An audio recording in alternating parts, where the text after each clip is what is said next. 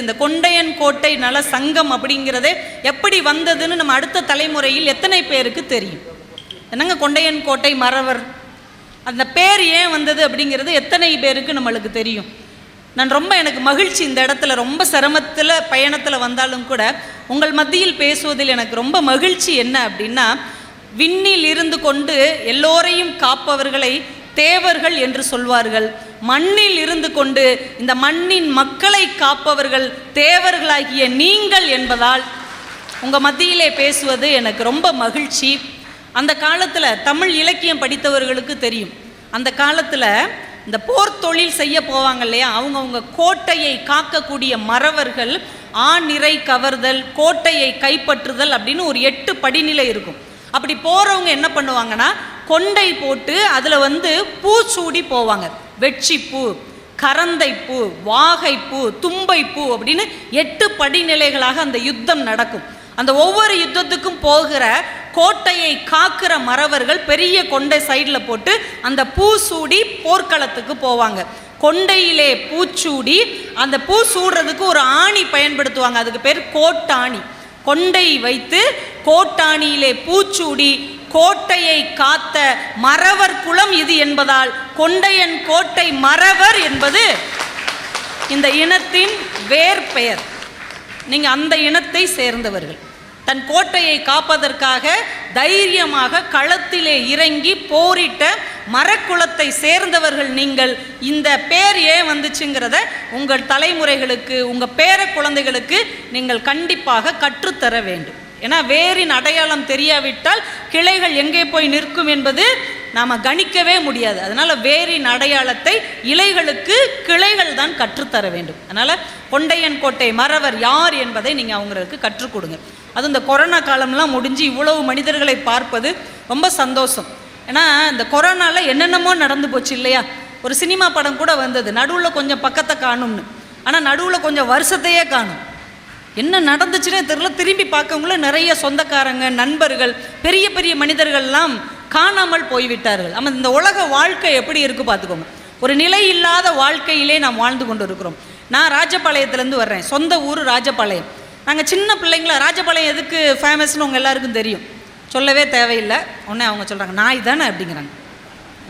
ஏன் ராஜபாளையம் கவிதா ஜவஹருக்கு ஃபேமஸ்ன்னு சொல்ல மாட்டீங்களே? ராஜபாளையம் நாய்க்கு ஃபேமஸ். நாங்கள் சின்ன பிள்ளைங்களாக இருக்கும்போது நிறைய நாய் திரியும். திடீர்னு இந்த நாய்க்கு என்ன ஆகுமோ வெறி பிடிச்சி சின்ன பிள்ளைங்களெல்லாம் போய் கடிக்க வச்சிடும். உடனே நகராட்சிக்கு யாராவது ஒருத்தவங்க ஃபோன் பண்ணுவாங்க, இந்த நாய் தொல்லை தாங்க முடியல, பிடிச்சிட்டு போங்க. உடனே நகராட்சியிலேருந்து ஒரு வெள்ளை வண்டி தெருவுக்குள்ளே வரும். அந்த வெள்ளை வண்டிக்குள்ளேருந்து 2 பேர் இறங்கி இந்த நாயெல்லாம் பிடிச்சி உள்ளே ஏற்றிட்டு போவாங்க. நாங்கள்லாம் சுற்றி நின்று கைத்தட்டி சிரிப்போம். இந்த கொரோனா காலத்தில் என்ன ஆகி போச்சு, இதே மாதிரி நகராட்சியிலேருந்து வெள்ளை வண்டி தெருவுக்குள்ளே வந்தது. அதே மாதிரி 2 பேர் வெளியில் வந்தாங்க. அவங்க நாயை பிடிக்கலை. யாருக்கெல்லாம் கொரோனா இருந்ததோ அவங்களெல்லாம் பிடிச்சி உள்ளே ஏற்றிட்டு போனாங்க. நாயெல்லாம் சுற்றி நின்று வேடிக்கை பார்த்துச்சு. இப்படி தானே எங்களை ஏற்றி விட்டீங்க, போங்கடா அப்படின்னு. இப்போ நாய்கள் கூட வேடிக்கை பார்க்குற ஒரு மோசமான காலகட்டத்தில் நாம் ஒரு 2 வருஷம் சிரமத்தை அனுபவித்திருக்கிறோம். இப்போ அதையெல்லாம் கடந்து நாம் ஒரு நோயற்ற ஒரு காலத்திற்கு நடை போட வேண்டும். இருந்தாலும் அங்கங்கே அதிகரிச்சுக்கிட்டே இருக்குன்னு சொல்கிறாங்க. நீங்கள் முடிந்த அளவு உங்களை பாதுகாத்து கொண்டு உங்கள் குடும்பத்தையும் சுற்றத்தையும் ரொம்ப பாதுகாப்பான சூழ்நிலையிலே வைத்து கொள்ள வேண்டும் என்று பணிவாக கேட்டுக்கொண்டு, வரலாறு ஏன் முக்கியம், இன்றைக்கி வாழ்க்கை எப்படி போயிட்டுருக்கு அப்படின்னு யார்ட்டையா கேட்டோன்னு வைங்க, யாராச்சும் சந்தோஷமாக நல்லா இருக்கேன்னு சொல்லியிருக்காங்களா? ஒரு அண்ணன்ட்ட கேட்டேன், என்ன வாழ்க்கை எப்படி போகுது அப்படின்னு. அது வாழை இலையில் ஊற்றுன ரசம் மாதிரி, எங்கிட்டோ போகுது, எங்கிட்டு போகுதுன்னே தெரில அப்படிங்கிறார். சரி, இப்படி கேட்டால் இப்படி சொல்கிறார். இன்னொருத்தட்ட கேட்டேன், அண்ணே வாழ்க்கை எப்படி ஓடுது அப்படின்னு கேட்டேன். அவர் சொன்னார், தங்கச்சி கார் பெட்ரோலில் ஓடுது, பைக்கு டீசலில் ஓடுது, டிவி கரண்ட்டில் ஓடுது, நம்ம வாழ்க்கையே கடனில் ஓடுது அப்படின்னாரு. இப்போ மனித வாழ்க்கை இன்றைக்கு மகிழ்ச்சிக்குரியதாக இல்லை. ஆனால் இந்த சூழ்நிலையில் நாம் ஏன் வரலாற்றை திரும்பி பார்க்க வேண்டும்? நம்மளால் எதிர்காலத்தையே எட்டி பார்க்க முடியலை. ஏன் கடந்து போன வரலாற்றை, கடந்து போன தலைவர்களை நாம் ஏன் திரும்பி பார்க்க வேண்டும் என்று நீங்கள் யோசித்து பார்த்தீர்கள் என்றால், நான் உங்களுக்கு ஒன்று சொல்ல கடமைப்பட்டிருக்கிறேன். எவன் ஒருவனுக்கு தான் கடந்து வந்த வாழ்க்கையின் வரலாறு தெரியவில்லையோ அவன் எதிர்கால சரித்திரத்தின் பக்கங்களில் இடம் பிடிக்காமலேயே போய்விடுவான். இதுதான் நிதர்சனமான உண்மை. என் வரலாறு எதுன்னு தெரிஞ்சாதான் எனக்கு என்று ஒரு வரலாறை நான் உருவாக்கி கொள்ள முடியும். இப்போ உங்களுக்கு என்று ஒரு வரலாறு இருக்கிறது. அப்போ எப்படிப்பட்ட வரலாறு? அந்த வேரின் ஆழம் தெரிந்தால்தான் நீங்கள் விருட்சமாக மாற முடியும். கவி பேரரசு வைரமுத்து ஒரு சினிமா பாட்டில் எழுதியிருப்பார். இந்த மறவர் குலத்தினுடைய குணம் என்ன அப்படிங்கிறத, மானம் தானே வேட்டி சட்டை, மற்றதெல்லாம் வாழமட்ட, மானம் காக்க வீரம் வேணுமடா, சோளக்கூழு கேட்டு வந்தா சோறு போட்டு விசிறி விடும் ஈரம் தானே எங்க வம்சமடா என்று அவர் எழுதியிருப்பார். வீரமும் ஈரமும் கொண்ட ஒரு வம்சம் என்றால் இது இந்த மறவர் குல வம்சம். ஏன்னா இன்னைக்கு நிறைய குழந்தைகள், இப்போ 2 நாள் முன்னாடி கூட நீங்கள் செய்தியில் பார்த்துருப்பீங்க, பள்ளிக்கூடத்தில் படிக்கிற மாணவர்கள் எல்லாம் கையில் ஜாதி கயிறு கட்டிக்கிறாங்க அப்படின்னு நீங்கள் கேள்விப்பட்டிருப்பீங்க. சில வேளைகளில் நம்ம இனத்தை சேர்ந்த பிள்ளைகளும் கட்டி இருக்கக்கூடும். ஒருவேளை அப்படி கட்டி இருந்தால் அந்த பிள்ளைகள்கிட்ட நீங்கள் சொல்லுங்கள், நாம் ஜாதி சண்டை போட பிறந்தவர்கள் இல்லை, எல்லா ஜாதிக்காகவும் எதிரிகளை அழித்து சண்டை போட பிறந்தவர்கள் இந்த இனம் என்று அவங்களுக்கு நீங்கள் சொல்லிக் கொடுங்க. ஜாதிகளை அரவணைக்க பிறந்தவர்கள். சுதந்திர போராட்ட காலத்தில் தேவமாருக்கா சண்டை போட்டீங்க? இந்திய தேசத்துக்காக சண்டை போட்ட இனம் இந்த இனம் என்பதை அந்த குழந்தைகளுக்கு உறக்க சொல்லுங்கள். ஜாதி சண்டை போட பிறந்த இனம் இல்லை இது, எல்லா மக்களுக்காகவும் சண்டை போட்ட இனம். வம்பு சண்டை வந்தா மட்டும்தான் களத்தில் இறங்கும், இல்லை என்றால் எல்லா ஜாதிகளையும் அரவணைக்கக்கூடிய ஒரு அற்புதமான ராஜ வம்சம். ஒரு ராஜா தான் கூட இருக்கிறவங்ககிட்ட சண்டை போடுவானா? போட மாட்டான். தான் கூட இருக்கிறவங்கள அரவணைத்து கொண்டு போவான். நீ ராஜவம்சத்தில் வந்தவன் என்பதை நம் குழந்தைகளுக்கு நீங்கள் சொல்லிக் கொடுங்கள். ஏன்னா தேசிய கொடி பறக்கும்போது நாம் எல்லோருமே இந்தியர் என்கின்ற உணர்வோடு அந்த கொடிக்கு சல்யூட் பண்ணுவோம். ஆனால் நம் இனத்தை சேர்ந்த பிள்ளைகளுக்கு கற்றுக் கொடுங்கள். அங்கே உயர பறந்து கொண்டிருக்கிற கொடிக்கு கீழே ஒரு கயறு இருக்கிறது இல்லையா, அது வெறும் கயறு இல்லை, உன்னுடைய எத்தனையோ அப்பத்தாக்களின் தாலி கயறு தான் அங்கே தேசிய கொடியை தாங்கி பிடித்து கொண்டிருக்கிறது என்று அவர்களுக்கு கற்றுக் கொடுங்கள். இந்த தேசிய கொடி பறக்கும்போது பூக்கள் எல்லாம் உதிரும் இல்லையா, அந்த பூக்கள் எல்லாம் எந்த பூக்கள்? நம்ம அப்பத்தாக்கள் கூந்தலில் இருந்து உதிர்ந்த பூக்கள் தான் இன்றைக்கு தேச கொடியில் இருந்து உதிர்ந்து கொண்டிருக்கிறது. எத்தனை எத்தனை ஆயிரம் மனிதர்கள். நேதாஜி பசும்பொன் ஐயாவோட ரொம்ப நட்பு ஆனதுக்கு பிறகு இந்திய தேசிய இராணுவத்தை உருவாக்கி இருக்கும் போது ஒரு அறிவிப்பு செய்கிறார். இந்திய தேசிய இராணுவத்திற்கு வீரர்கள் தேவை, இந்திய தேசிய இராணுவத்திற்கு வீரர்கள் தேவை. சம்பளம் என்ன தெரியுமா? எந்த ஒரு வேலைக்கும் சம்பளம் கொடுக்கணும்ல, சம்பளம் கொடுக்கலாட்டி நம்ம போக மாட்டோம்ல. அவர் சொல்றாரு, இந்த இந்திய தேசிய இராணுவத்துக்கு ஆள் தேவை, உங்களுக்கு சம்பளம் என்ன தெரியுமா? எந்த நேரத்திலும் மரணம், எந்த நேரத்திலும் மரணம் தான் உங்களுக்கு சம்பளம். இந்த வார்த்தையை கேட்டுவிட்டு இந்தியாவிலிருந்து லட்சக்கணக்கான இளைஞர்கள் கிளம்பி போனார்கள். அதில் பெரும் பகுதி தமிழ்நாட்டிலிருந்து கிளம்பி போனார்கள். அதிலும் பெரும் பகுதி மறவர் குலத்திலிருந்து தான் கிளம்பி போனார்கள். எந்த நேரத்திலும் உயிரை கொடுத்து இந்த தேசத்தை காக்கிற இனம் இந்த இனம் என்பதை நீங்கள் தயவு செய்து புரிந்து கொள்ள வேண்டும். அதனால தான் நேதாஜி ஒரு வார்த்தை சொன்னார், பசும்பொன் தேவர் மாதிரி 10 இளைஞர்கள் என்னிடம் இருந்தால் இந்த தேசத்தையே புதிய தேசமாக, வலிமை நிறைந்த தேசமாக என்னால் மாற்றி காட்ட முடியும் என்று சொன்னார். அப்படிப்பட்ட பசும்பொன் தேவர் ஐயாவுடைய வரலாறை குழந்தைகளுக்கு கற்றுக் கொடுங்கள். எப்படிப்பட்ட மனிதனாக அவர் வளர்ந்தார். உண்மையிலே நம்ம பசும்பொன் ஐயா அவர்களை மதிப்பதாக இருந்தால், உண்மையிலே பசும்பொன் ஐயா அவர்களுடைய வாரிசாக நாம் நம்மை அறிவித்துக் கொள்வதாக இருந்தால், பசும்பொன் ஐயாவின் பாதையில் நாம் நடப்பதாக இருந்தால், தயவு செஞ்சு நீங்கள் தப்பாக எடுத்துக்கிடாதீங்க. எந்த தீய பழக்கமும் நமக்கு இருக்கக்கூடாது. இதுக்கெல்லாம் யாரும் கைதட்டக்கூடாதான் இல்லையா? எந்த கெட்ட பழக்கமும் இல்லாமல் யார் இருக்கிறோமோ அவங்க தான் தேவரையாவின் பரம்பரை. நீங்கள் இதை எப்படி எடுத்துக்கிட்டாலும் பரவாயில்லை. ஏன்னா அப்பழுக்கற்ற ஒழுக்கமான கண்ணியத்தில் உயர் நிலையில் இருந்த ஒரு மாமனிதன் பசும்பொன் ஐயா. அவருக்கு ஒரு வார்த்தை சொல்லுவாங்க, நைஷ்டிக பிரம்மச்சாரி. அது என்ன பிரம்மச்சாரின்னு ஒருத்தங்க கேள்விப்பட்டிருக்கிறோம். நைஷ்டிக பிரம்மச்சாரின்னா என்னங்க அர்த்தம்? பிரம்மச்சாரிங்கிறவங்க திருமணம் செய்து கொள்ளாதவர்கள். நைஷ்டிக பிரம்மச்சாரி யார் தெரியுமா? மனதளவில் கூட ஒரு பெண்ணை கற்பனை கூட செய்து பார்க்காதவர்கள் தான் நைஷ்டிக பிரம்மச்சாரி. பசும்பொன் ஐயா நைஷ்டிக பிரம்மச்சாரி. திருவள்ளுவர் ஒரு குறளில் சொல்லுவார், நாம் ஒருத்தங்க கிட்ட இருந்து ஒரு பொருளை திருட வேண்டாம். ஒருத்தங்க ஒரு அழகான வளையல் போட்டிருக்காங்கன்னு வைங்க, கூட இருக்கிற ஒரு பெண் நினைக்கிறோம், எவ்வளோ அழகான வளையல், இது மட்டும் நம்மக்கிட்ட இருந்தால் நமக்கு எப்படி இருக்கும் அப்படின்னு நினச்சிட்டோம்னாலே நம்ம திருடிட்டோன்னு அர்த்தமா. அடுத்தவன் பொருளை பார்த்து ஆசைப்பட்டுட்டாலே நம்ம திருடர்கள்னு அர்த்தம். ஆனால் நம்முடைய பசும்பொன் ஐயா எப்படி இருந்திருக்கிறாரு, மனசால கூட இன்னொரு பெண்ணை கற்பனை கூட செய்யாத ஒரு மாமனிதனுக்கு நைஷ்டிக பிரம்மச்சாரி என்று பெயர் என்றால் அது பசும்பொன் ஐயாவுக்கு மட்டும்தான் அந்த பெயர் பொருத்தமானதாக இருக்கும்.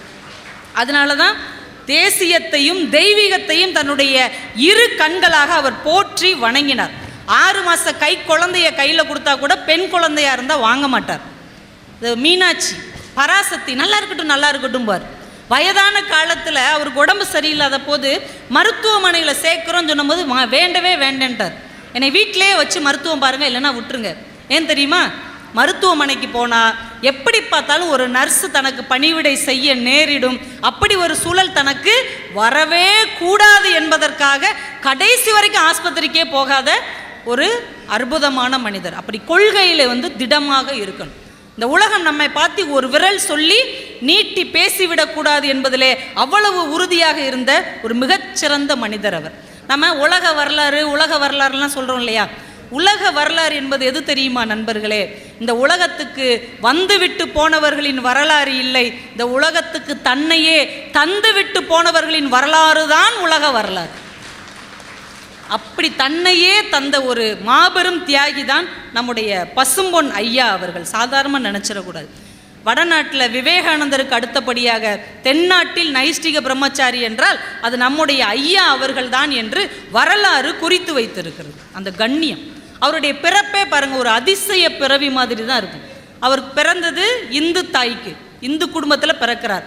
ஆனால் பால் குடித்தது இஸ்லாமிய தாயாரிடம், படித்து வளர்ந்தது கிறிஸ்தவ பள்ளியில் என்றால் பிறக்கும் போதே சமயம் சார்ந்த நேசத்தை நெஞ்சிலே தேங்கி கொண்டு பிறந்தவர் பசும்பொன் ஐயா அவர்கள். இதை இயற்கை தான் வழங்கணும், யாரும் பிளான் பண்ணி பண்ண முடியாது. இது இயற்கையும் இறைவனும் வழிவிட்டால் தவிர இப்படி ஒரு பிறவி உலகத்திற்கு வரவே முடியாது. அவர் இந்த சமூகத்தில் பிறந்திருக்கிறார் என்பது நமக்கு பெருமையாக இருக்கலாம், ஆனால் அவருக்கு பெருமை சேர்ப்பதற்கு நாம் என்ன செய்ய வேண்டும் என்பதை நீங்கள் தான் முடிவெடுக்க வேண்டும். பசும்பொன்னு அவரை சொல்கிறோம் இல்லையா, அது அவர் பிறந்த ஊர் மட்டுமா? பசும்பொன் அப்படின்னாலே அது தேவரையா தான். அது பிறந்த ஊர் மட்டும் கிடையாது. பசும்பொன் அப்படின்னா என்ன அர்த்தம்? செம்பு கூட கலக்காத சுத்தமான தங்கம் என்று அர்த்தம். அது பசும்பொன் தங்கத்தையும் சொல்லலாம், தேவர் சிங்கத்தையும் சொல்லலாம். ஒழுக்கம் பக்தினா அவரை மாதிரி ஒரு மனிதனை நீங்கள் அடையாளமே காட்ட முடியாது. உங்களுக்கு ஒரு பெரிய ஆச்சரியமான உண்மை நீங்கள் படிச்சிருப்பீங்க. நாம் முருகனை பார்க்க வேண்டுமென்றால் திருச்செந்தூருக்கு போய் அங்கே கோவிலில் இறைவனாக இருக்கிற திருச்செந்தூர் முருகனை தான் பார்த்துருக்குறோம் இல்லையா. ஆனால் பசும்பொன் தேவர் ஐயா திருச்செந்தூர் முருகனை நேரில் தரிசித்தவர்.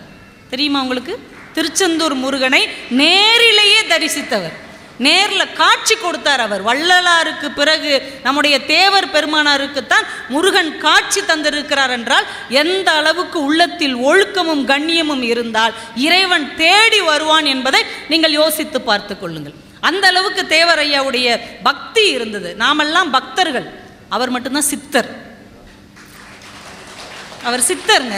அதனால தான் அவர் பிறந்த நாளும் இறந்த நாளும் ஒரே தேதியாக வந்தது. அதனால தான் ஜெயந்தி கொண்டாடுகிறோம். எல்லாருக்கும்லாம் நம்ம ஜெயந்தி கொண்டாட முடியாது, ஏன்னா அந்த அபூர்வ தினம் அவருக்கு மட்டும்தான் அமைந்தது. இது வேறு யாருக்குமே கிடைக்காத ஒரு அபூர்வமான வாய்ப்பாக அவருக்கு கிடைச்சது. இல்லை, பெரிய ஆச்சரியம் என்ன தெரியுமா, அவர் பெரிய பேச்சாளர். அவர் மேடையில் தமிழிலும் ஆங்கிலத்திலும் சிறப்பாக பேசக்கூடிய ஒரு சிறப்பான பேச்சாளர்.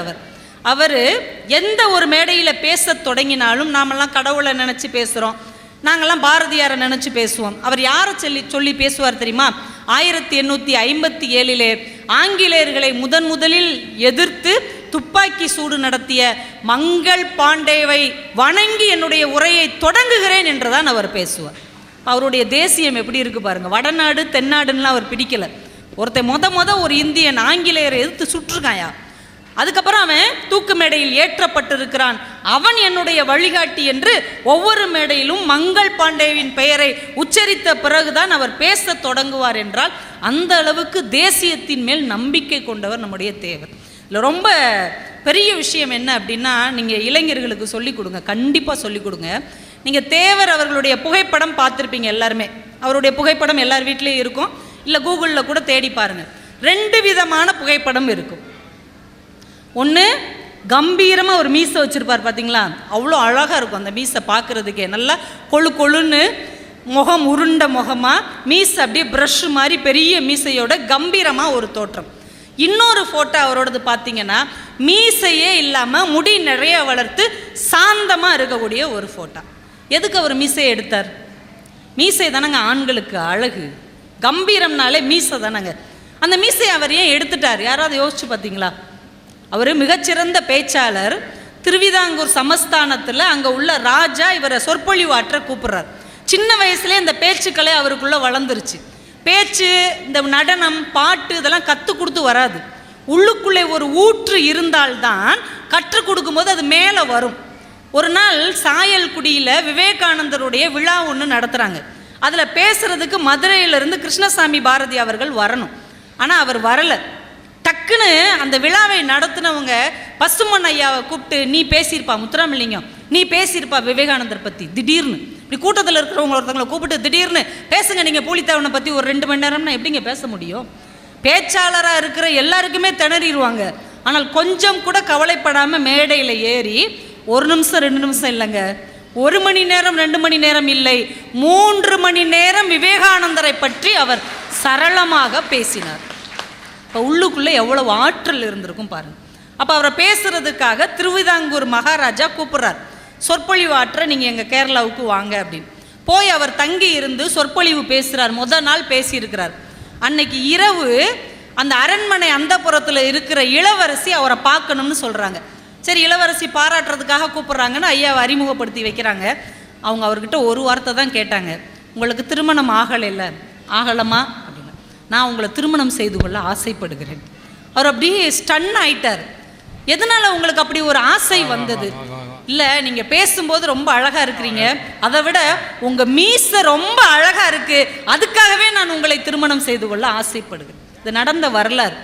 மறுநாளே அவர் சிரிச்சுக்கிட்டே போயிட்டு மறுநாள் சொற்பொழிவு ஆற்றுகிறார். மீசையே இல்லாமல் சொற்பொழிவு ஆற்றுகிறார். என்னங்க கம்பீரமான ஒரு மீசையை எப்படி உங்களால் துறக்க முடிந்தது? அவர் சொன்னார், ஒரு இளம் பெண்ணின் மனதில் இந்த மீசை ஒரு சஞ்சலத்தை ஏற்படுத்துமாயின் எனக்கு அழகு தேவையில்லை, என் ஆன்மீகம் மட்டும்தான் எனக்கு தேவை. எப்பேற்பட்ட சிந்தனை பாருங்க. ஏதோ ஒரு சத்தம் வந்தது, நான் கூட தேவர் பெருமானே வந்து ஆகான்னு சொல்றாரோ அப்படின்னு நினைச்சேன். அப்ப எந்த அளவுக்கு கொள்கையிலே அவர் உறுதியாக இருந்தார். எத்தனை பேர் இப்படி இருப்போம்? இப்போ தான் கொண்ட கொள்கை தான் முக்கியமே தவிர இந்த நடந்து கொண்டிருக்கிற நாட்டின் சங்கதிகள் மனசில் போகவே கூடாது. உங்கள் எல்லாருக்குமே தெரியும், வாஞ்சிநாதன் அப்படின்னு ஒருத்தர் மணியாச்சியில் ஆஷ்துரையை சுட்டு கொண்டுட்டு தானும் சுட்டு இறந்து போயிட்டார். காலங்கள் ஓடுகிறது. ஆஷ்துரையை அந்த வாஞ்சிநாதன் இறந்த பிறகு அவங்க மனைவியை யாருமே கவனிக்கலை. அவங்க ஏதோ ஒரு ஊரில் கவனிப்பாரற்று இருக்கிறார்கள் அப்படிங்கிறத மட்டும் தேவருக்கு தெரியுது. திடீர்னு ஒரு நாள் சென்னைக்கு வந்திருக்கிறப்ப உதவியாளரை கூப்பிட்றாரு. கடைக்கு போய் காவி கலரில் 4-5 கதர் சேலை வாங்கிட்டு வா அப்படின்னு. உதவியாளருக்கு ரொம்ப அதிர்ச்சியாக இருக்குது. ஆனால் தேவர் அவர்கள் பெண்கள் உடுத்துகிற சேலையை வாங்கிட்டு வர சொல்கிறாரேன்ட்டு சரின்னு ஒரு கட்டு புடவை வாங்கிட்டு வர்றார். நேராக மயிலாப்பூரில் இருக்கிற ஒரு வீட்டுக்கு போய் அங்கே திண்ணையில் உட்காந்து உள்ள அம்மா இருப்பாங்க, கூப்பிடு அப்படிங்கிறார். உள்ளே போய் கூப்பிட்டா ஒரு எளிய ஒரு பாவப்பட்ட தோற்றத்தில் இருக்கிற வாஞ்சிநாதனின் மனைவி வருகிறார்கள். அவங்க காலடியில் அந்த புடவையெல்லாம் வச்சுட்டு தொட்டு வணங்குறார். அவங்க பதறி போய், எதுக்குப்பா, என்னப்பா, யாருப்பா நீ, என்னப்பா பிரச்சனை? இல்லைம்மா, உங்களை காப்பாற்ற வேண்டியது, உங்களை வழிபட வேண்டியது மகனாகிய என்னுடைய கடமை என்று அந்த இடத்தில் தன்னை மகனாக அங்கே நிலைநிறுத்தி கொண்டார். அப்போ தேசியத்துக்காக போராடிய ஒரு தியாகியின் மனைவியை தேடி போய் கௌரவம் செய்ய வேண்டும் என்கின்ற மிகப்பெரிய சிந்தனை தேவர் பெருமானுக்கு இருந்தது என்றால் எந்த அளவுக்கு அவர் இந்த தேசத்தை நேசித்திருக்கார்கள் என்று யோசிச்சு பாருங்க. ஆங்கில பேச்சிலே அவரை அடித்துக் கொள்வதற்கு ஆளே கிடையாது. அப்படி ஒரு வல்லன்மை நிறைந்த பேச்சு. காசிக்கு போனப்போ அங்கே இருக்கிற இந்து பல்கலைக்கழகத்தில் பேசியிருக்கிறார். கிட்டத்தட்ட 1.5 மணி நேரம் 2 மணி நேரம் பேசியிருக்கிறார். ஆங்கிலத்தில் சரளமான ஒரு உரையாடல். அங்கே ஆங்கிலம் தமிழ் தெரியாத மாணவர்கள் அப்படி ரசித்து கேட்டிருக்கிறாங்க. தேவர் பெருமகனார் பேசி முடித்த உடனே அந்த காசியில் இருக்கக்கூடிய பல்கலைக்கழகத்தின் துணை வேந்தர், அவர் பேர் சர் சிபி ராமசாமி ஐயர் அவர் நன்றியுரை சொல்ல வர்றார். என்ன சொன்னார் தெரியுமா? இந்த உலகத்தின் பல பகுதிகளை ஆங்கிலம் ஆட்சி செய்து கொண்டிருக்கிறது. இந்த உலகத்தின் பல பகுதிகளை ஆங்கிலம் ஆட்சி செய்து கொண்டிருக்கிறது. ஆனால் தென்னகத்திலிருந்து வந்த எங்கள் தேவர் திருமகன் ஒரு 2 மணி நேரம் ஆங்கிலத்தையே ஆட்சி செய்து விட்டார். ஒரு தமிழனாக இது எனக்கு கிடைத்த கௌரவம், பெருமை என்று ஒரு பல்கலைக்கழகத்தின் துணைவேந்தர் பேசியிருப்பது அங்கே பதிவு செய்யப்பட்டிருக்கிறது. இப்போ மைக்கு ஒரே மாதிரி வைங்கப்பா. இப்போ எந்த அளவுக்கு அந்த மொழி ஆற்றல் அவர் கைவரப்பட்டிருக்கிறது. நம்ம பிள்ளைங்களுக்கு கல்வியை நம்ம நல்லபடியாக கற்றுக் கொடுக்க வேண்டும். இந்த மாதிரி எங்கே போனாலும் தன்னுடைய ஆளுமையை நிலைநிறுத்த வேண்டும். இது விசில் அடிச்சுட்டே தான் இருக்குது. சரி, அதுவும் செல்வாக்கு அப்படின்னு ஒரு வார்த்தை நம்ம சொல்லுவோம்ல, செல்வாக்கு. அவர் ரொம்ப செல்வாக்கு நிறைஞ்ச ஆளியா அப்படின்னு சொல்லுவோம்ல. ஒரு சினிமாவில் கூட நமக்கு எவ்வளோ செல்வாக்கு இருக்குன்னு தெரிஞ்சுக்கிறதுக்கு ஒருத்தர் என்ன பண்ணுவார், இந்த சிங்கமுத்துங்கிறவர் கருப்பா குண்டா ஒரே மாதிரி வைப்பா தம்பி, ஏன்பா நீங்கள் ஒன்றுமே பண்ணாதீங்க, அப்படியே விட்டுருங்க. ஏன்னா மேலே போகுது, கீழே வருது, எக்கோ அடிக்குது. சரி கோவப்படாதீங்க, சின்ன பையன் தான். சிங்கமுத்து கேட்பார்ல, கருப்பா குண்டா சுருட்ட முடியோட ஒருத்தர் இருப்பார். யாருன்னு தெரியுமா? பேரை சொல்லியா, இல்லைன்னா அட்ரஸை சொல்லு, எந்த தெரு, அதான் ஆளை சொல்கிறேன் இல்லையா, கருப்பா குண்டா சுருட்ட முடியோட ஒருத்தர் யாருன்னு கேட்டால் அது நான் தான் அப்படிம்பாரு. இந்த ஊரில் நான் எவ்வளோ ஃபேமஸ் ஆகியிருக்கேன்னு தெரியணும்ல அப்படின்னு. அப்போ நம்மளுடைய செல்வாக்கு எவ்வளவு இருக்கிறது என்பதை நாம் சொல்லக்கூடாது, ஊரில் இருக்கிற மக்கள் சொல்ல வேண்டும். தேவர் பெருமகனாருக்கு மக்களிடத்திலே எவ்வளவு செல்வாக்கு இருந்திருக்கிறது அப்படிங்கிறத நீங்கள் கேட்டால் ஆச்சரியப்பட்டு போவீர்கள். கிட்டத்தட்ட அவர் 3 முறை எம்எல்ஏவாக இருந்திருக்கிறார், 3 முறை எம்பியாக இருந்திருக்கிறார். இதுவே நம்ம பிள்ளைங்களுக்கு தெரியாது. நிறைய பிள்ளைங்கள்ட்ட சொன்னால் அப்படியே அவர் அரசியலெல்லாம் இருந்தாரா, எம்எல்ஏவாலாம் இருந்தாரா, எம்பியாலாம் இருந்தாரா, டெல்லிக்கு போனாரா, அவர் எல்லா நாட்டுக்கும் போயிருக்கிறாரியா. ஆனால் நம்ம பிள்ளைங்களுக்கு அவர் ஏதோ ஒரு ஆன்மீகவாதியாக மட்டும்தான் அடையாளப்படுத்தப்படுகிறதை தவிர அவர் அரசியல்லையும் கொடிகட்டி பறந்தவர் என்பது அடுத்த தலைமுறையில் நிறைய பேருக்கு தெரியவே இல்லை. 3 முறை எம்எல்ஏவாக இருந்திருக்கிறார், 3 முறை எம்பியாக இருந்திருக்கிறார். அவருடைய செல்வாக்குங்கிறது என்ன தெரியுமா? ஒவ்வொரு தடவையும் அப்பெல்லாம் சட்டமன்ற தேர்தலும் நாடாளுமன்ற தேர்தலும் ஒரே நேரத்தில் தான் நடக்கும், பெரியவங்களுக்குலாம் தெரியும். அவர் என்ன பண்ணுவார், சட்டமன்ற தேர்தலையும் நிற்பார், நாடாளுமன்ற தேர்தலையும் நிற்பார். 2க்குமே பிரச்சாரம் பண்ண போக மாட்டார். அவர் பாட்டுக்கு அவர் வேலையை பார்த்துட்டே இருப்பார். 2லேயுமே லட்சக்கணக்கான வாக்குகள் வித்தியாசத்தில் ஜெயிக்கிட்ட ஒரே தலைவர் பசும்பொன் மட்டும்தான். 2லேயுமே ஜெயிச்சிருவார். அப்புறம் என்ன பண்ணுவார் தெரியுமா? எம்பியை ராஜினாமா பண்ணிவிட்டு எம்எல்ஏவாக இருப்பார். எம்எல்ஏவை ராஜினாமா பண்ணிவிட்டு டெல்லிக்கு போவார். எங்கே தன்னுடைய சேவை அப்போது தேவைப்படுகிறதுன்னு நினைக்கிறாரோ அந்த வேலைக்கு போயிடுவார். ஒரு முறை அவர் நாடாளுமன்றத்தில் பேசின ஒரு உரை நேரு அவர்களால் பயங்கரமாக கவனிக்கப்பட்டிருக்கிறது. நீங்கள் ஜீவான்னு ஒருத்தர் நினைக்கிறேன், தேவர் பெருமகனாரின் நாடாளுமன்ற உரைகள் அப்படின்னு ஒரு புஸ்தகம் இருக்குது. நீங்கள் அதை கண்டிப்பாக வாங்கி படித்து பார்க்கணும், பிள்ளைகளெல்லாம் படிக்க சொல்லணும். ஒரு தடவை காமன்வெல்த் அப்படின்னு ஒரு வார்த்தை நம்ம இப்போ கேள்விப்பட்டிருப்போம். இந்தியா காமன்வெல்த் நாடுகளில் ஒன்று. முத காமன்வெல்த் அப்படிங்கிற ஒரு அமைப்பை உருவாக்கும் போது இந்தியா அதில் உறுப்பினர் ஆக வேண்டும் அப்படின்னு ஒரு தீர்மானம் இயற்றப்படும் போது நேரு சொன்ன தீர்மானத்துக்கு எதிராக தைரியமாக குரல் கொடுத்த முதல் குரல் பசும்பொன் தேவர் அவர்களுடைய குரல் தான். நாடாளுமன்றத்தில் பார்லிமெண்ட்டில் எந்திரிச்சு கேள்வி கேட்குறார், காமன்வெல்த்னா என்ன? காமன்வெல்த்தில் என்னங்க? பொது சொத்து தானே அர்த்தம். காமன்வெல்த் பொது சொத்து. யாருக்கு யார் பொது சொத்து? இந்த காமன்வெல்த் அமைப்புக்கு தலைவர் யார்? பிரிட்டிஷ்காரன். நம்மளையே ஏமாற்றி 200 வருஷம் அடிமைப்படுத்தி நம்ம செல்வங்களை எல்லாம் கொள்ளையடிச்சிட்டு போனவன் இந்த அமைப்புக்கு தலைவனாக இருப்பான். நாம் இதில் உறுப்பினராக இருக்கணும். அவங்களுக்கு ஒரு பிரச்சனைனா ஓடி போய் உதவி செய்யணும். இது எப்படி இருக்குது தெரியுமா? உங்கள் வீட்டில் ஒருத்தன் 50-60 வருஷமாக திருடிட்டு போயிட்டே இருந்திருக்கான். ஒரு நாள் திருடுறதை விட்டுட்டு அவன் சொல்கிறான், நாளைக்கு எனக்கு ஏதாவது பிரச்சனைனா நான் யார் யார் வீட்டிலெல்லாம் திருடுனேனோ அவங்களெலாம் எனக்கு சப்போர்ட்டாக இருக்கணும்னு சொன்னால் அது எப்படி சாத்தியமில்லையோ அதுபோலத்தான் பிரிட்டிஷ் அரசாங்கம் கொண்டு வந்திருக்கிற காமன்வெல்த் அமைப்பும் சாத்தியம் இல்லாதது, அதை நாம் நிராகரிக்க வேண்டும் என்று தைரியமாக பார்லிமெண்ட்டில் பேசினார். அவர் பேசி முடிக்கும் வரை நேரு அப்படியே அதிர்ந்து போய் தலை குனிந்து உட்கார்ந்தார் என்று வரலாறு பதிவு செய்திருக்கிறது. அது எவ்வளோ பெரிய ஆட்களாக இருந்தாலும் சரி, தவறு நடக்கிற இடத்தில் தட்டி கேட்காமல் இருக்க மாட்டேன் என்கின்ற மன துணிவு இருக்கிறது இல்லையா, அதை நாம் அவரிடமிருந்து கற்றுக்கொள்ள வேண்டும். அவ்வளவு பெரிய ஆற்றல் மிக்கவராக நம்முடைய தேவர் இருந்திருக்கிறார். அவர் பேச்சாற்றல் இருந்திருக்கிறது. அதனால தான் இந்தியாவிலேயே 2 பேருக்கு தான் வாய்ப்பூட்டு சட்டம்னு ஒன்று போட்டாங்க. நீங்கள் கேள்விப்பட்டிருக்கீங்களா? வீட்டுக்கு பூட்டு போடுவாங்க, வாய்க்கு எப்படிங்க பூட்டு போட முடியும்? ஆண்கள்லாம் நினைக்கிறாங்க அப்படி ஒரு பூட்டு இருந்தால் வீட்டம்மாவுக்கு போட்டு விட்டுட்டு கம்முன்னு உட்காந்துக்கலாம், தொல்லை தாங்க முடியல அப்படின்னு. வாய்ப்பூட்டுன்னு ஒன்று இருக்குதா? ஆனால் வாய்ப்பூட்டு சட்டம்னு ஒன்று கொண்டு வந்தாங்க.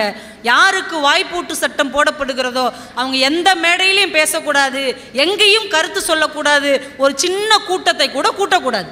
இது இந்தியாவிலே 2 பேருக்கு தான் போட்டாங்க. ஏன்னா 2 பேரை பார்த்து தான் பிரிட்டிஷ் அரசாங்கம் பயந்து போனது. அந்த 2 பேர் யார் தெரியுமா? வட இந்தியாவிலே பால கங்காதர திலகருக்கு வாய்ப்பூட்டு சட்டம் போடப்பட்டது.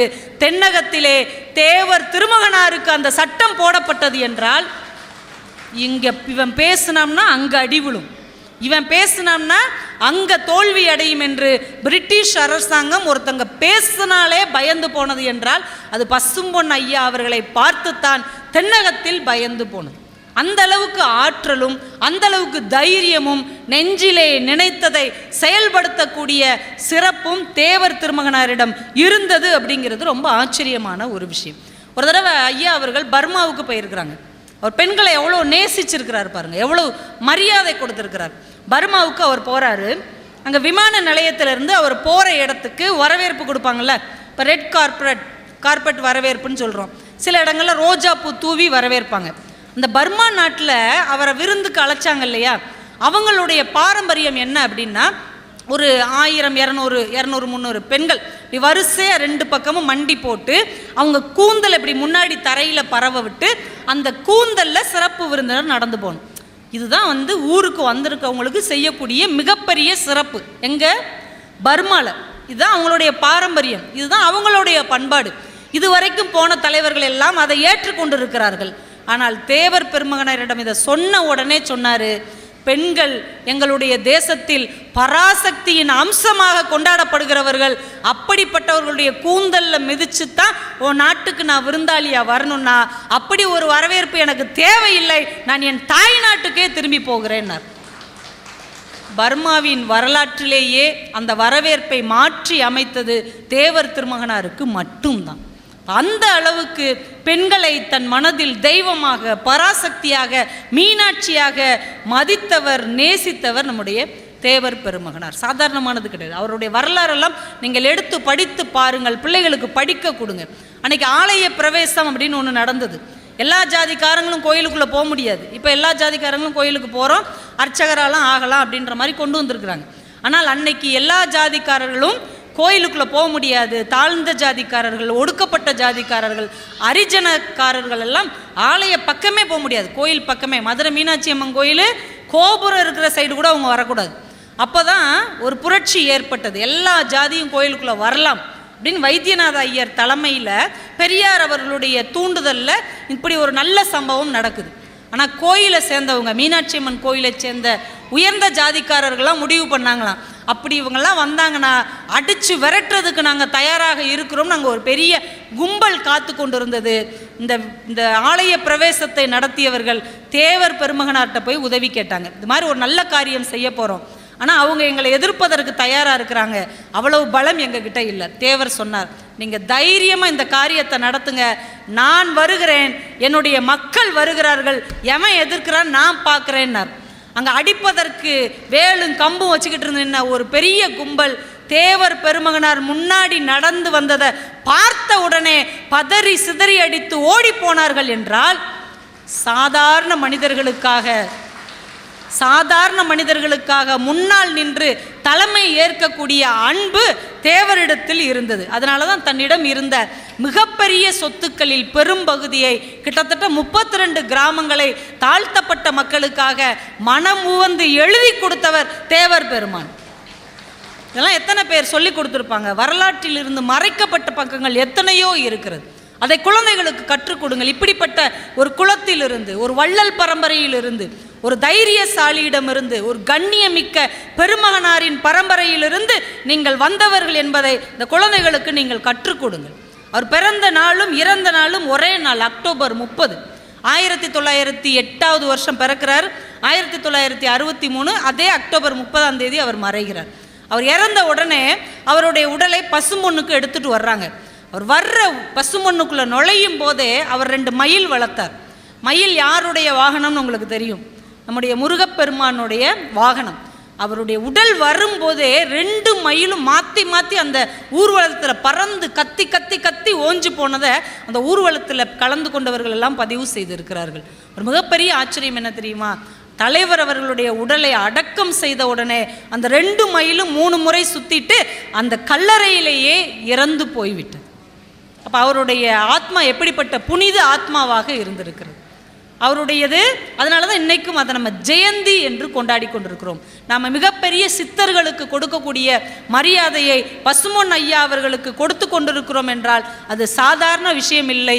இந்த மண்ணில் அவர் ஏற்பட்ட மாற்றங்கள் மகத்தானது. நேதாஜி அவர்களோட கைகோர்த்து அந்த கட்சியை தமிழ்நாட்டிலே இவ்வளவு பெரிய உயரத்திற்கு வளர்த்தது யார் என்றால் தேவர் பெருமானார் மட்டும்தான். அதனால தான் நேதாஜிக்கு தமிழ்நாடு என்றாலே ரொம்ப பிடிக்கும், தமிழ்நாட்டின் வீரர்கள் என்றால் ரொம்ப பிடிக்கும். அதற்கு ஆணி வேறாக இருந்தவர் பசும்பொன் தேவர் திருமகனார் மட்டும்தான். அதனால தான் நார்த் இந்தியாவில் அவருக்கு அப்படி ஒரு பேரும் புகழும் இருந்தது. நேதாஜி இறந்துட்டாரா இல்லையா அப்படிங்கிறத, இறந்துட்டார் அப்படின்னு அரசாங்கம் அனௌன்ஸ் பண்ணுது. ஆனால் தேவர் சொல்கிற வரைக்கும் அவர் உயிரோடு தான் இருக்கிறார் என்பதை ஒட்டுமொத்த இந்தியாவும் நம்பியது என்றால் தேவர் ஒருவர்கள் தான் கடைசி வரைக்கும் நேதாஜியோடு தொடர்பில் இருந்திருக்கிறார் என்று வரலாறு குறித்து வைத்திருக்கிறது. அப்போ அவ்வளோ பெரிய தலைவர்களோடு மிக சகஜமாக பழகக்கூடிய ஒரு ஆற்றல் அவருக்கு கிடைத்திருக்கிறது. இதனால தான் ஒரு கவிஞன் எழுதுனா, கட்டி என தங்கம் போல கெட்டி மேனி, கை தொழுது வணங்கும் தெய்வ ஞானி, எட்டி நடை போட்டால் புலி கூட தோற்று நிற்கும், அதுதான் எங்கள் பசும்பொன் என்கின்ற சிங்கம் என்று ஒரு கவிஞன் எழுதியிருக்கிறான்.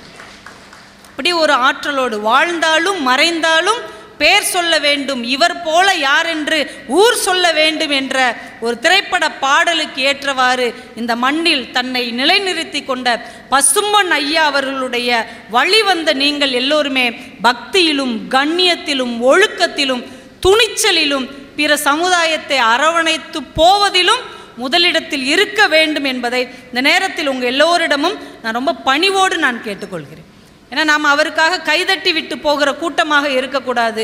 இந்த சமூகத்தை கை தூக்கி விடக்கூடிய சமூகமாக நீங்கள் எப்போதும் இருக்க வேண்டும். இன்னைக்கு ரொம்ப முக்கியமான ஒரு நாள், எத்தனை பேர் பார்த்தீங்க அப்படின்னு தெரில, நேஷ்னல் ஜஸ்டிஸ் டே, தேசிய நீதி தினம், உலக நீதி தினம். இன்னைக்கு வேர்ல்டு ஜஸ்டிஸ் டே. உலகம் முழுக்க நீதி நிலை பெற வேண்டும் என்பதற்காக அமைக்கப்பட்ட ஒரு தினம். நம்ம தமிழ்நாட்டில் நீதி அப்படின்னா உங்களுக்கு யார் ஞாபகம் வரும்? ஒரு நீதியோடு இருந்தாருங்க அப்படின்னு தமிழ்நாட்டில் ஒருத்தரை சொன்னால் யாரை சொல்லுவோம்? மனுநீதி சோழனை சொல்லுவோம் இல்லையா? மனுநீதி சோழனுடைய மகன் வீதி விடங்கன்னு ஒரு நாள் தேரில் போயிட்டுருக்கிறான். தேரில் அவன் ஓட்டலை, தேரோட்டி தான் தேர் ஓட்டுறான், இவன் உள்ளே உட்காந்துருக்கிறான். அந்த தேர் போகிற பாதையில் ஒரு கண்ணுக்குட்டி அது ஓடி வந்து குறுக்க வந்துருச்சு. தேரோட்டி நிப்பாட்டவங்கள அது தேர் காலில் விழுந்து செத்து போச்சு. இப்போ மறுநாள் ஆராய்ச்சி மணி அடிக்கப்படுது.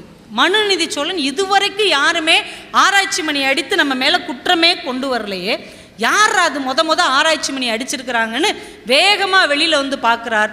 ஒரு தாய் பசு அழுது கொண்டே அந்த ஆராய்ச்சி மணியை அடிச்சிட்ருக்கு. அவர் தன்னுடைய மந்திரிகளை எல்லாம் கூப்பிட்டு விசாரிக்கிறார். மாதிரி வீதி விடங்கன் போன தேரில் அந்த கண்ணுக்குட்டி அதுவும் பின்னாடி சக்கரத்தில் அடிபட்டு இறந்து போச்சு. அந்த தாய் வந்து நீதி கேட்குது. அப்போ என்ன செய்யலாம்? எல்லாரும் சொல்கிறாங்க, இன்னொரு கண்ணுக்குட்டி எங்கிட்ட இருந்தால் வாங்கிட்டு வந்து கொடுத்துடலாம், இல்லைன்னா கண்ணுக்குட்டி மாதிரி பாடம் செஞ்ச ஒரு பொம்மையை கொடுத்துடலாம், வேறு என்ன பண்ணுறது?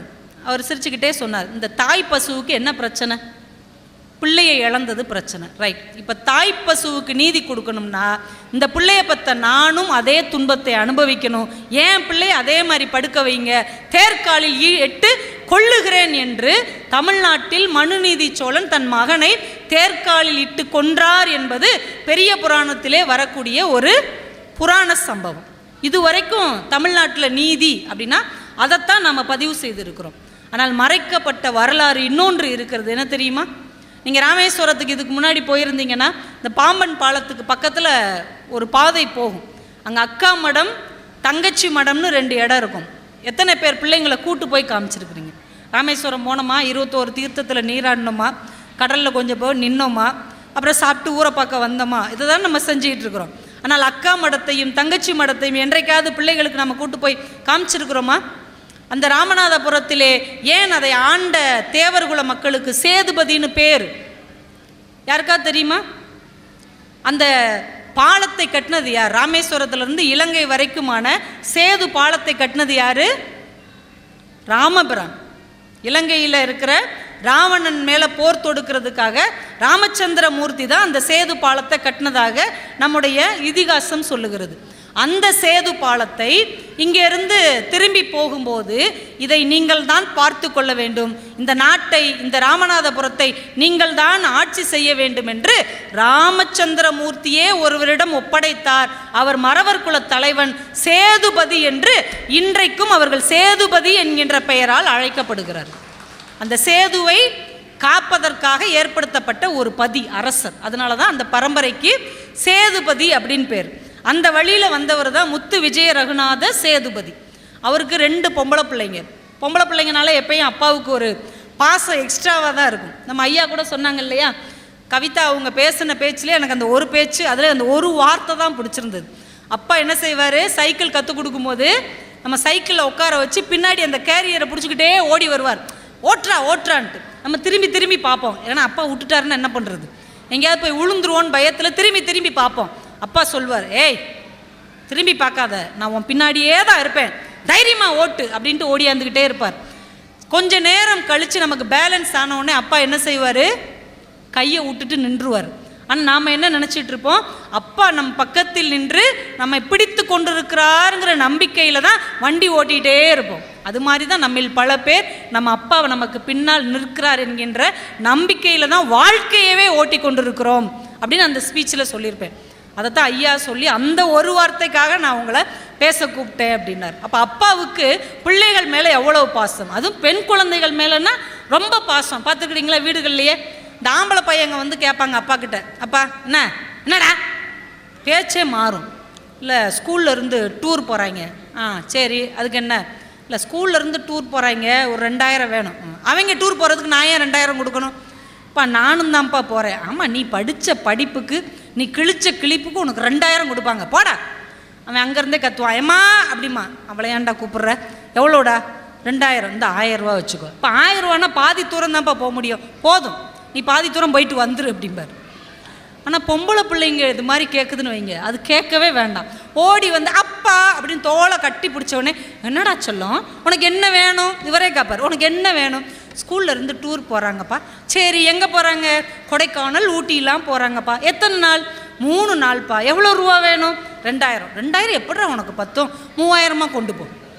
ஆனால் உன்னை 3 நாள் அப்பா எப்படி பார்க்காம இருக்க போகிறேன்? பத்திரமா போயிட்டு பத்திரமா வரணும். அப்பப்போ அப்பாவுக்கு ஃபோன் பண்ணி பேசிக்கிட்டே இருக்கணும். சரியா சொல்ல, என் தாய், அப்பாவுக்கு மக தாயாம், அந்த பிள்ளைய அவரை பெற்றுச்சு, எங்கள் ஆத்தா அப்படிம்பாரு. இந்த ஆம்பளை பசங்க அடிக்க போனாங்கன்னு வைங்க, கையை உடச்சிடும், எங்கள் ஆத்தா அப்படிம்பார். 10 வயசு பிள்ளைய அவரை பெற்றுச்சு. ஆனால் பொம்பளை பிள்ளைங்கன்னா அப்பாவுக்கு அப்படி ஒரு உசுறு.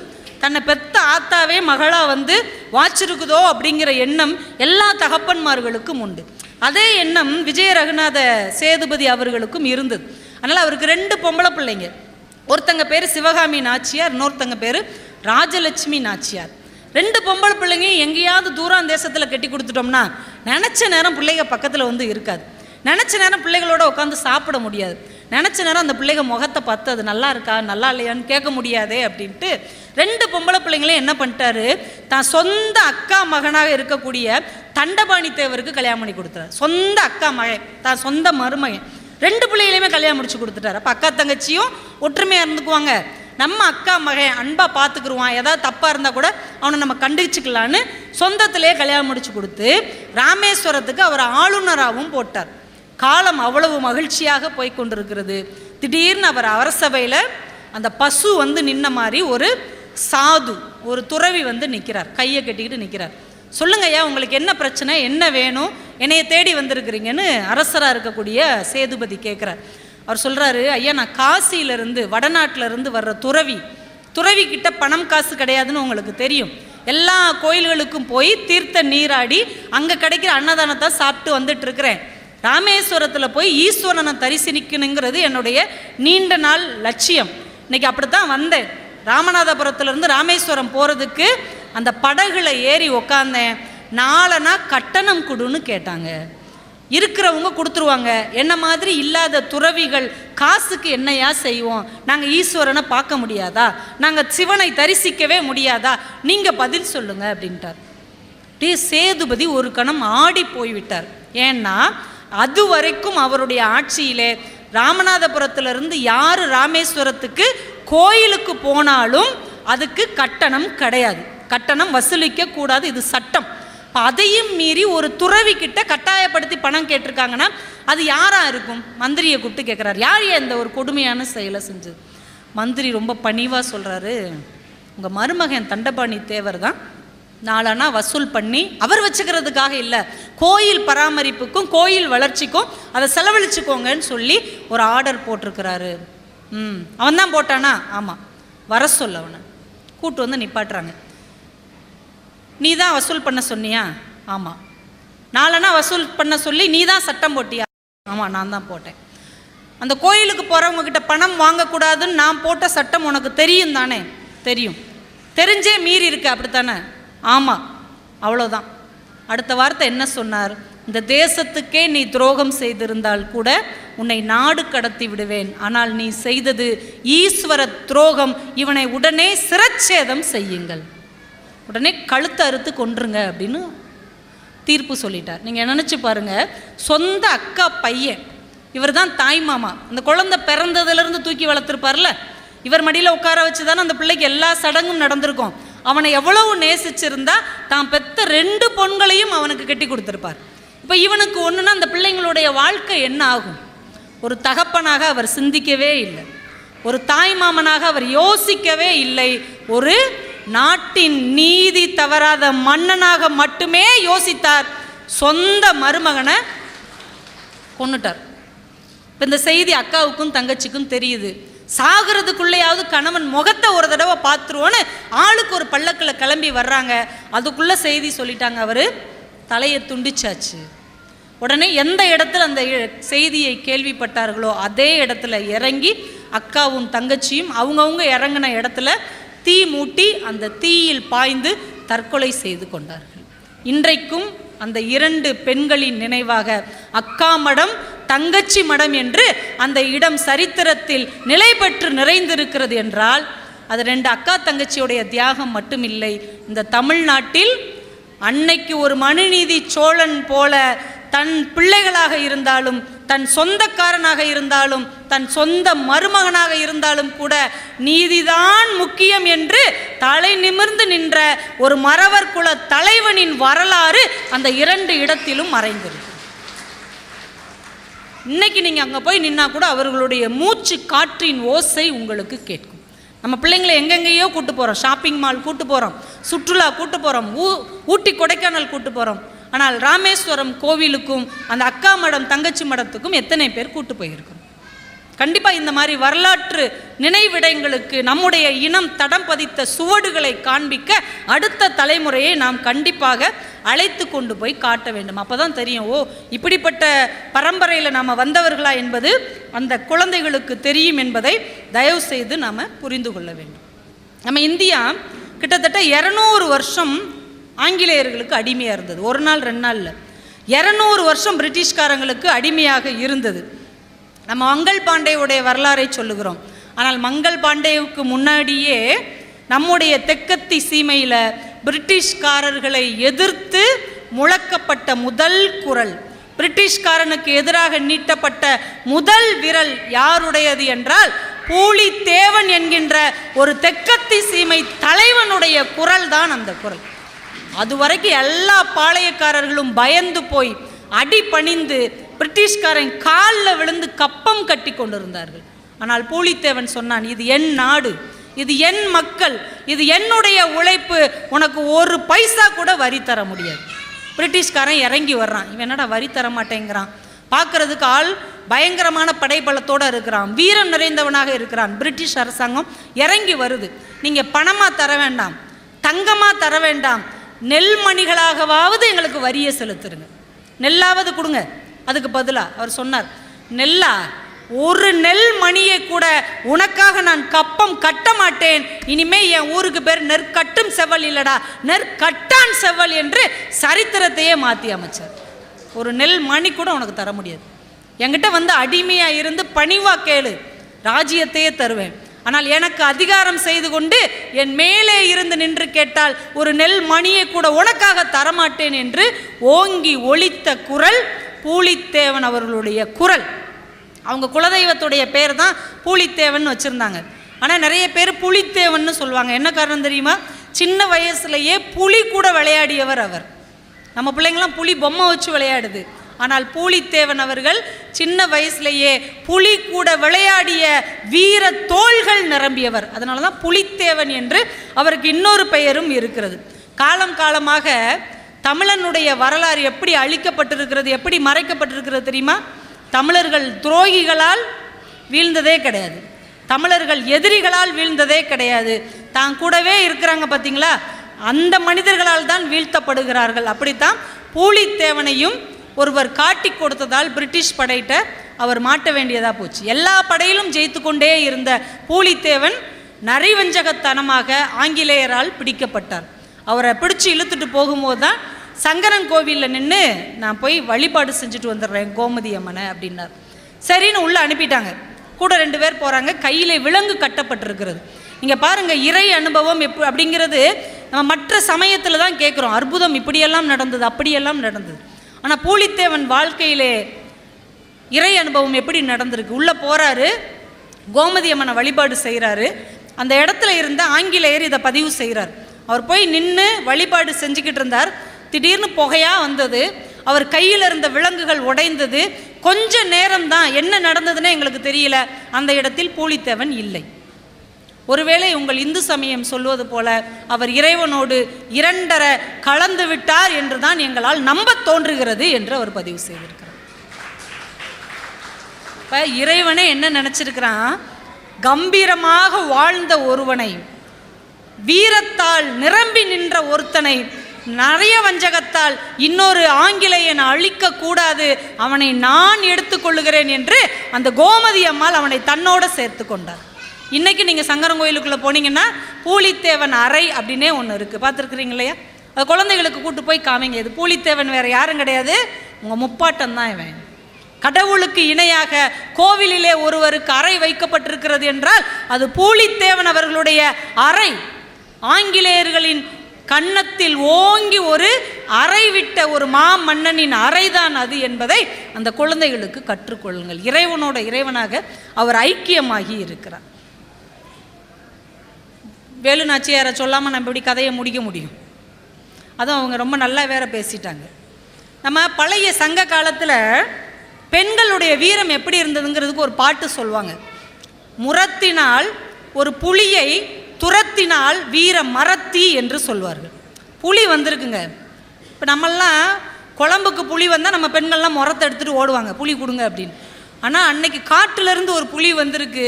நம்ம அப்பத்தா என்ன பண்ணியிருக்கா, கையில் இருக்க முரத்தை எடுத்து சத்துன்னு அடித்து போரியா இல்லைன்னு விரட்டி விட்ருக்கா. எவ்வளோ பெரிய வீரம்! நமக்கு இது ஒரு வேளை கதையாக இருக்குமோ?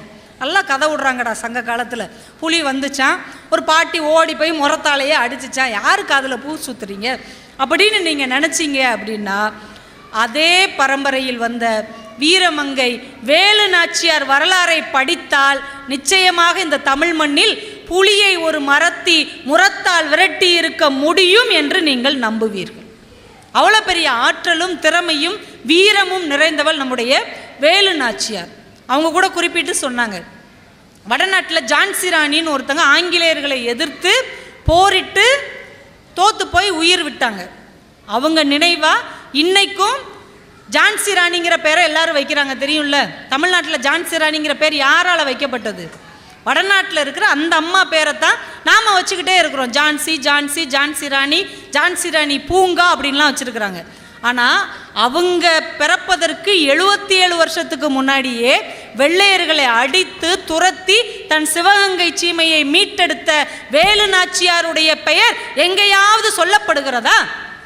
வடநாட்டில் யாராவது வேலு நாச்சியார்னு பிள்ளைக்கு பேர் வச்சுருக்காங்களா? தமிழன் எவ்வளோ கேணக்கு இருக்குன்னா இருக்கான் பார்த்துக்கோங்க. நம்ம ஊரில் நேருன்னு பேர் வைப்பாங்க, காந்தின்னு பேர் வைப்பாங்க, ஜவஹர்னு பேர் வைப்பாங்க, பகத்சிங்னு பேர் வைப்பாங்க, வச்சுருக்காங்கல்ல, ஜான்சின்னு பேர் வைக்கிறாங்க, இந்திரான்னு பேர் வைப்பாங்க. எல்லாரும் யார்? வடநாட்டு தலைவர்கள். ஆனால் நம்ம அவங்கள இந்திய தலைவர்களாக மட்டும்தான் பார்த்தோம். ஆனால் நம்முடைய தென்னகத்தை சேர்ந்த வாவு சிதம்பரம் பேர் அங்கே யாராவது வச்சுருக்கிறாங்களா? பசும்பொண்ணுன்னு யாராவது அங்கே பேர் வச்சுருக்காங்களா? வேலு நாச்சியார் பேர் யாராவது வச்சுருக்காங்களா? வாஞ்சிநாதன் பேர் யாராவது வச்சுருக்காங்களா? யாராவது ஏன்னு கேட்டோமா? ஏன்னா நாம் இந்தியர்களாக எல்லோரையும் பார்க்கிறோம், அவர்கள் நம்மை தமிழர்களாக மட்டும்தான் பார்க்கிறார்.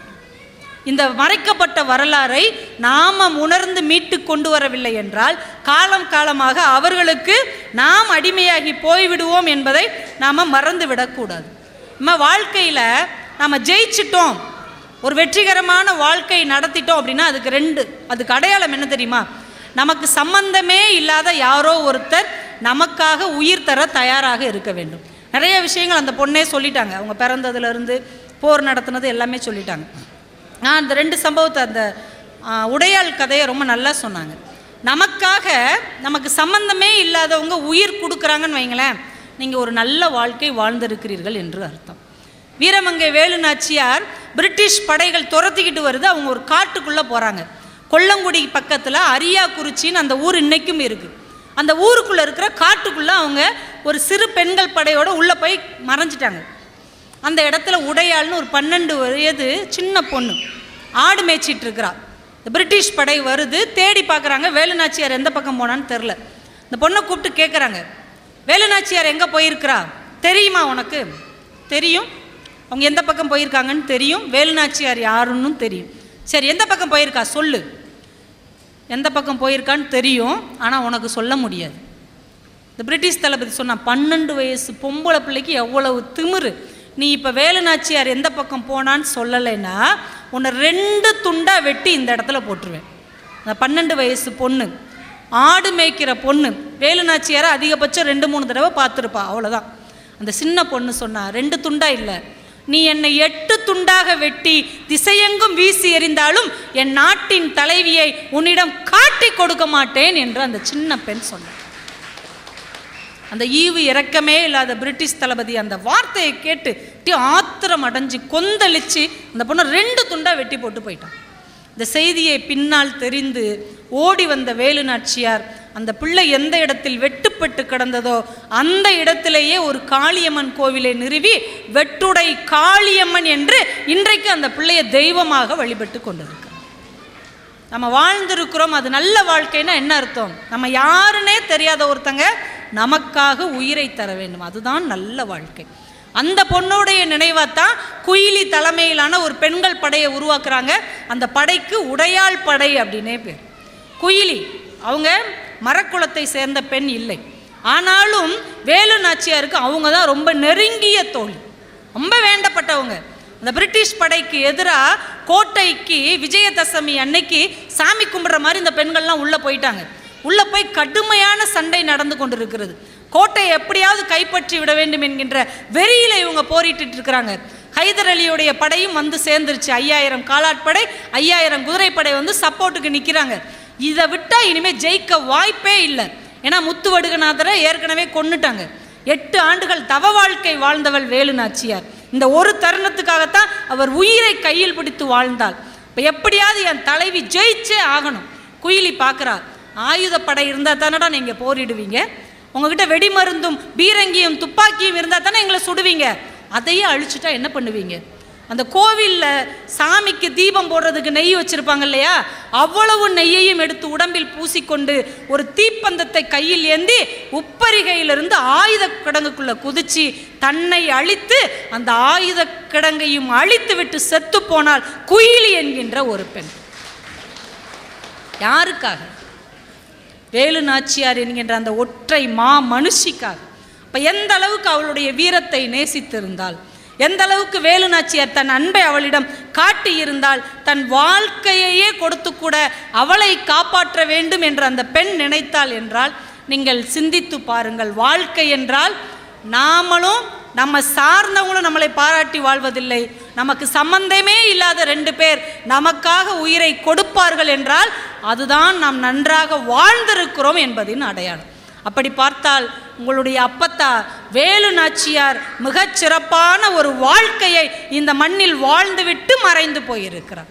இன்னைக்கு வரும் தமிழ்நாட்டின் வரலாற்றில் ஒரு பெண்ணின் வீரம் பேசப்படுகிறது என்றால் அது சுதந்திரத்துக்கு முன்னால் வேலு நாச்சியாரின் பெயராக மட்டும்தான் இருக்குமே தவிர வேற யாருடைய பெயராகவும் இருக்காது. நான் இங்கே இருக்கிற பெண் குழந்தைகளுக்கு சொல்லிக்கொள்ள ஆசைப்படுகிறேன், சிங்கப்பெண்ணே என்று சினிமாவில் பாடல் வரிகள் வரும்போது நீங்கள் முதல்ல நினைக்க வேண்டிய சிங்கப்பெண் வேலு நாச்சியார் மட்டும்தான்.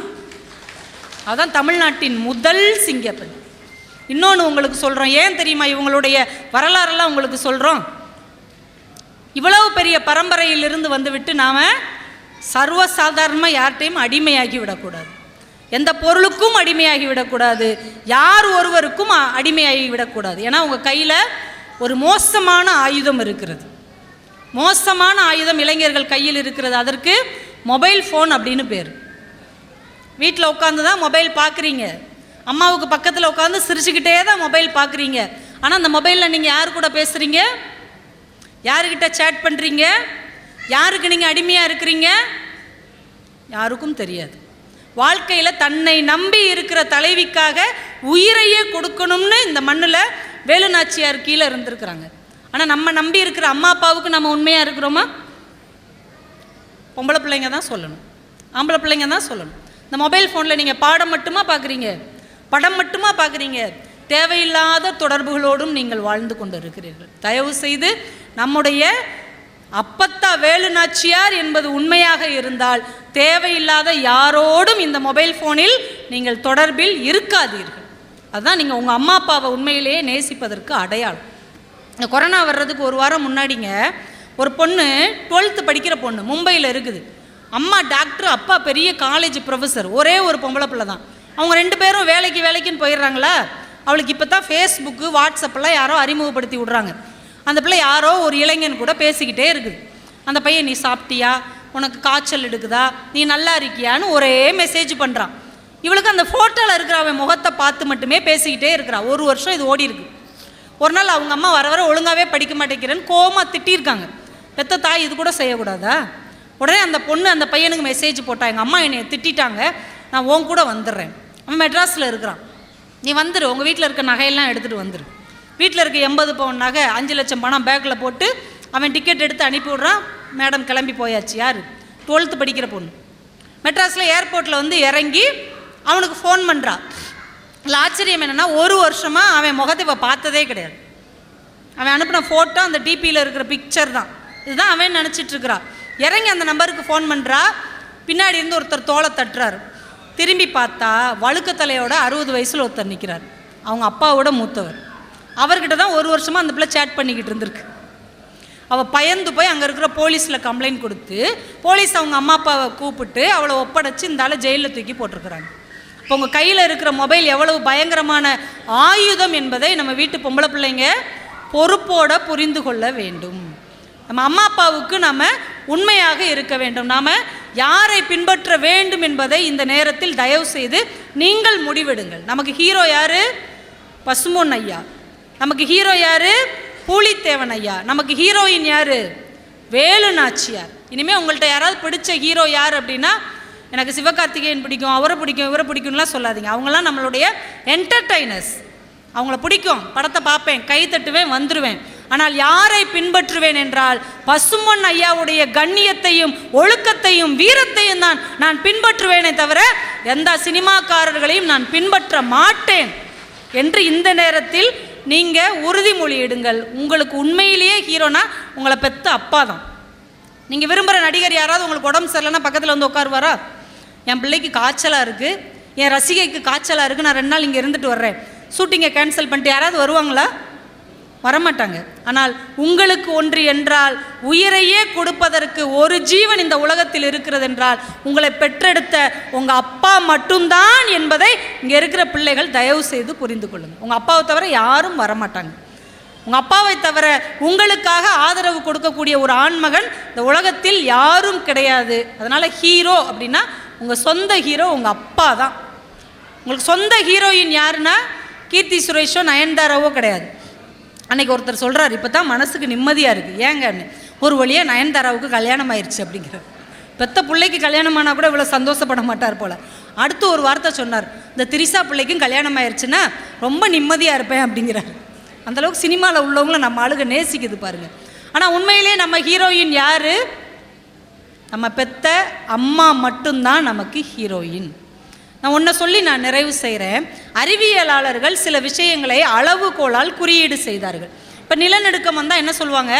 5.6 ரிக்டர், 8.2 ரிக்டர். ரிக்டர் அப்படிங்கிற அளவால் நிலநடுக்கத்தை குறியீடு செய்தார்கள். இந்த மின்சாரம் இருக்குல்ல, மின்சாரத்தை வாட்ஸ், 100 வாட்ஸ், 200 வாட்ஸ் அப்படின்னு குறியீடு செய்தார்கள். இந்த சவுண்ட் இருக்குல்ல, இந்த டெசிபல், இவ்வளோ டெசிபலுக்கு மேலே கேட்டுச்சுன்னா நம்ம காது சவுடாக போயிடும். அதை டெசிபல் அப்படிங்கிற அளவுக்குள்ளே கொண்டு வந்தாங்க. அதே மாதிரி மனுஷன் தாங்கக்கூடிய வலின்னு ஒன்று இருக்கும்லங்க. அரையும் போது ஒரு வலி இருக்கும், கொட்டும்போது ஒரு வலி இருக்கும், குத்தும்போது ஒரு வலி இருக்கும்ல, இதையெல்லாம் அளவு பண்ணாங்க. அதை டெல் அப்படிங்கிற ஒரு அளவுகோலால் குறித்தாங்க. ஒரு மனுஷன் அதிகபட்சம் தாங்கக்கூடிய வலியின் அளவு 45 டெல். ஒருத்தனை இப்படி நிற்க வச்சு நெத்தியில் சுட்டு அவன் செத்துட்டான்னு வைங்க, 45 டெல் அளவு. அதுக்கு மேலே ஒரு மனுஷன் வலியை தாங்கவே முடியாது, செத்து தான் போகணும். ஆனால் உலகத்தின் மிகப்பெரிய ஆச்சரியம் என்ன தெரியுமா? நம்முடைய அம்மா பிரசவத்தின் போது நாம் பூமிக்கு வருவதற்காக அவள் தாங்குகின்ற வலியின் அளவு 54 டெல் என்று மருத்துவம் குறித்து வைத்திருக்கிறது. 45 டெல் வந்தாலே மனுஷன் செத்துருவான். ஆனால் அம்மா 54 டெல் அளவு வலியை சுமந்து கிட்டத்தட்ட 20 எலும்பு ஒரே நேரத்தில் முறிச்சா எப்படி வலிக்கும், அப்படி ஒரு வலியை தாங்கி தான் நம்மை பூமிக்கு கொண்டு வந்திருக்கிறாள் என்றால், ஒரு ஆணின் உடலில் இருந்து உயிர் பிரிகிறது என்றால் அது சவம் என்று அர்த்தம். ஒரு பெண்ணின் உடலில் இருந்து ஒரு உயிர் பிரிந்து வருகிறது என்றால் அதற்கு பிரசவம் என்று அர்த்தம். அதனால் இந்த திரையில் வர்றவங்க, எங்கேயோ பார்க்குறவங்க, ஃபேஸ்புக்கில் இருக்கிறவங்க, வாட்ஸ்அப்பில் சேட் பண்ணுறவங்க உங்கள் ஹீரோயின் இல்லை, உங்களை பெற்றெடுத்த அம்மா தான் உங்களுடைய ஹீரோயின் என்பதை படிக்கிற அடுத்த தலைமுறை பிள்ளைகள் உணர்ந்து கொண்டீர்கள் என்றால், நாம் கடந்து வந்த பாதை, நாம் நடந்து வந்த சுவடு, நம்மை வழி நடத்திய தலைமையாளர்கள் இவர்கள்தான் எங்களுடைய வழிகாட்டி என்பதை இந்த நல்ல நாளில் மனசுக்குள் உணர்ந்து நீங்கள் உறுதிமொழி எடுத்துக்கொள்ள வேண்டும். பூலித்தேவன் ஐயா தான் நம்மை காக்கிற ஐயனார், வேலு நாச்சியார் தான் நம்மை வழி நடத்துகிற பராசக்தி, பசுமன் ஐயா தான் நமக்கு நேரில் காட்சி தந்த திருச்செந்தூர் முருகன் என்று நீங்கள் நம்புங்கள். அவர் நேசித்த தேசமும் தெய்வீகமும் உங்களை ஒரு நாளும் கைவிடாது, அவர் எப்போதும் உங்களோடு இருப்பார் என்று சொல்லி இந்த நல்ல தினத்தில் அவரை அப்படி ஒரு மாமனிதர்களை நினைப்பதற்கும் உங்களோடு சில விஷயங்களை பகிர்வதற்கும் வாய்ப்பு கொடுத்த தமிழ்நாடு கொண்டையன்கோட்டை மறவர் சங்கத்தை சார்ந்த அத்துணை நல்ல உள்ளங்களுக்கும், பொறுமையாக இருந்து கேட்ட உங்களுக்கும், நம்மளுடைய மதிப்பிற்குரிய ஐயா சீனிப்பாண்டி தேவர் ஐயா அவர்களுக்கும் நன்றிகளையும் வணக்கங்களையும் தெரிவித்து விடைபெறுகிறேன்.